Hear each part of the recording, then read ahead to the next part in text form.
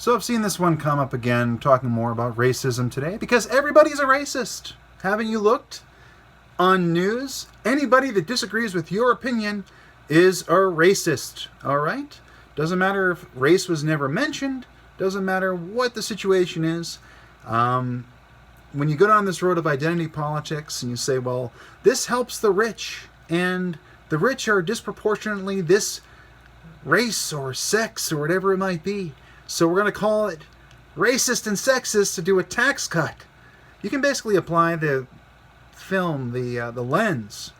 You can apply the lens of race, the filter. I was going to say film, I said filter of race. And you can make anything racist. If you say that, like, you disagree with somebody that happens to be, say, for example, Asian. If they're somebody that's East Asian, maybe from China, you say, I disagree with this person. Well, why?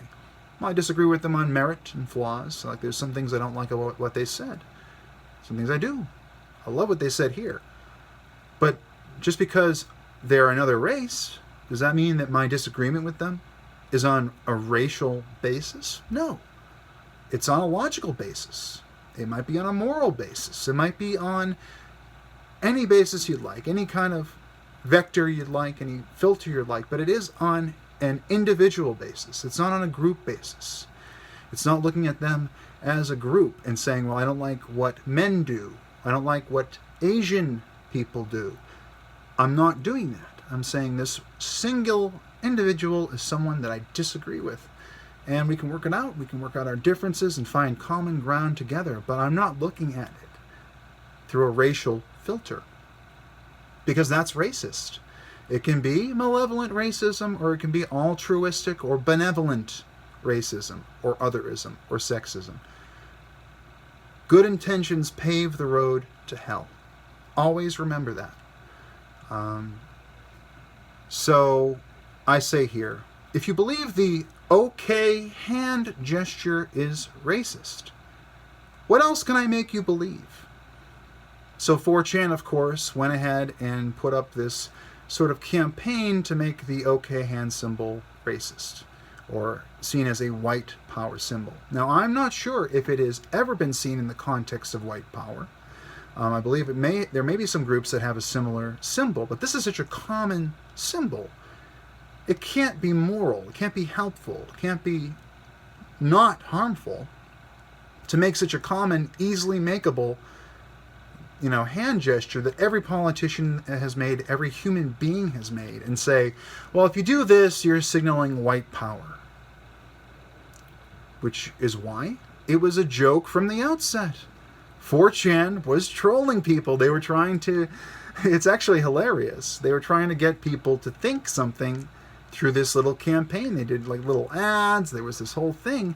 And now you have people running around saying, oh, because the president did this, or AOC did this, she did this, so she's a racist now, And I'm like, look, are you trying to destroy the whole thing? If you're going to go around saying that this is racist, what makes it so you can't say this is racist or this is racist?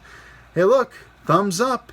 Now this is racist. I'm unintentionally making a racist gesture. I'm unintentionally racist when I do this. I'm scaring people. I'm like, yeah, I'm scaring people that believe a 4chan hoax. Okay, get your head in the game, all right? You're so afraid of racism. You're so afraid of these things, which still exist. They have to remain credible threats. They still exist. But we're talking about them like they're ubiquitous, like they're everywhere, all the time. Boogeyman around every corner. And what I'm realizing is that when all you have is a hammer, everything looks like a nail. And all they think is that there's white supremacists and evil white men, white. They have this anti-white identitarian fervor when they're in the modern religion of social justice. They're running around just seeing racism everywhere. They're projecting from the inside of their head. They're projecting the dog whistle onto you. They're seeing the pink elephant. They're seeing the hallucination, and they're seeing patterns and symbols where you or I or anybody else that isn't indoctrinated into their dogmatic religion, they don't see it. They just don't see it. And these people they don't realize their optics aren't that great. Your optics, guys, are not that great when you're not ever stopping to talk, never stopping to talk about race. People of all ethnicities, shapes, sizes, colors, genders, creeds, occupations, everything, races, everything, are tired of it. A lot of people are tired of it, or they don't know what you're talking about. They might even appreciate that you're talking about something that benefits their in-group. Great. But there are so many people out there now that are actually giving backlash to the altruistic racism, the constant mentioning of race. So I say, if you see something that's clearly racist, if somebody says specific words that, are, and they say them at a person, they take action, they do perform violent acts, if they do something incredible, yeah, point it out. Be a good Samaritan. But seeing it everywhere and casting everybody, half the country, 35% of the population, 40, 50, as deplorable, as racist, as sexist, as evil, is not going to bring people together. Okay, you either want to tear them apart or you want to bring them together. Okay, I prefer bringing them together. Right, we try to find common ground and understand that some people are Trump supporters just because of fiscal, economic policy. But he also, in some of his rhetoric, he can be a bit more conservative. He can be a bit more conservative with things like abortion. He has a pro-life stance on abortion. I have a pro-choice stance on abortion.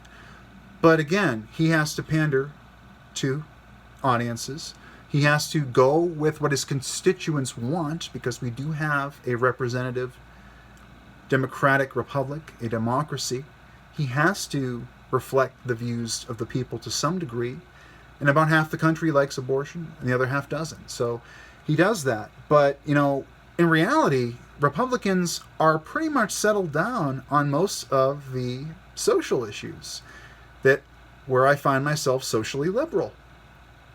And they've also come down, with a lot of fiscal conservatism. I mean, they're still spending way, way, way too much money, and I thank Rand Paul for trying to stem that tide, trying to slow it down a little bit.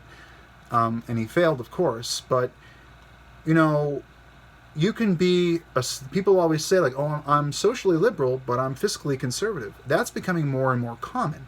So if you support Trump for that reason, how does that pertain to immutable characteristics? You tell me in the comments section below. Moral panic is a modern religion. Of course, that does dovetail into censorship and social engineering. If someone, some authority figure from an institutional perspective, technology, big tech, government, academia, business, wherever it might be, they see something that the people have decided, oh, this is wrong, or this is a controversy. They can put money, ads, and influence, and articles, and all sorts of things around to really guide the narrative. And moral panic can start small and get a whole lot bigger through that kind of sort of coercive process. This, just making your only options fit the narrative. Demoting, demonetizing, using algorithmic demotion for content they don't want you to see. They're trying to just pull you in like a magnet to that narrative.